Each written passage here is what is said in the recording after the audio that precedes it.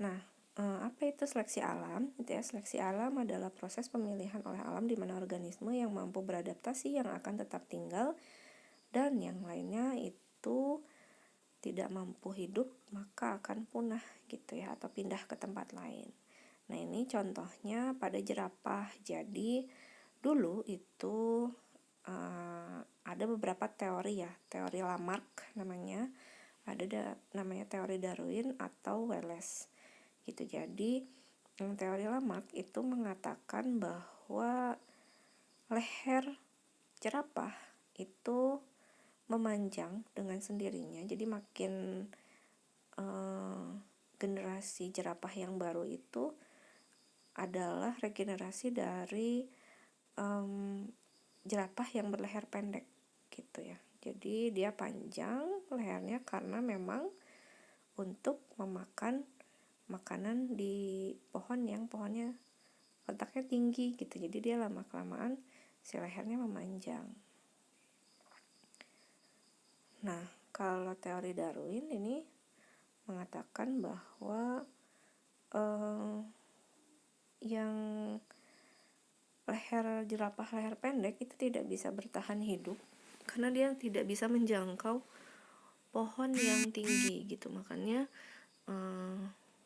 akhirnya lahirlah generasi jerapah yang baru yang memiliki leher yang lebih panjang. Itu seperti itu ya. Jadi itu perbedaannya. Lalu ada juga dinosaurus ya. Jadi dinosaurus itu punah karena dia tidak mampu bertahan hidup karena perubahan lingkungan. Ada juga yang menyebutkan meteor jatuh gitu ya, sehingga dinosaurus pada saat itu punah. Ada juga yang mengungkapkan teori seperti itu gitu ya. Karena proses pemilihan adaptasi makhluk hidup juga berbeda-beda gitu ya.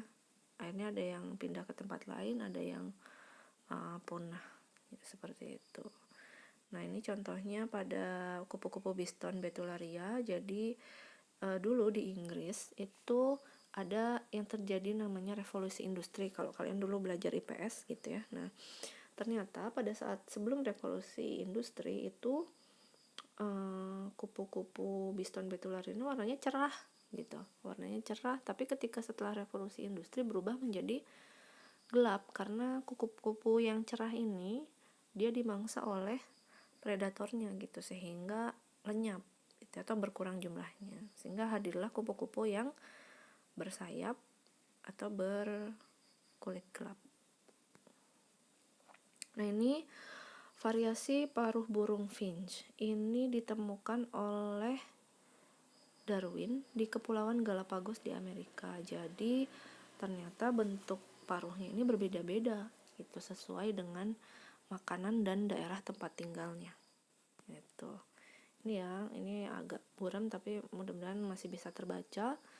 Jadi burung pemakan biji dan buah itu paruhnya berbeda gitu ya, dengan pemakan kaktus dan bagian-bagiannya gitu ya. Itu dilihat sebelah kiri atas ya, itu berbeda bentuk paruhnya gitu. Lalu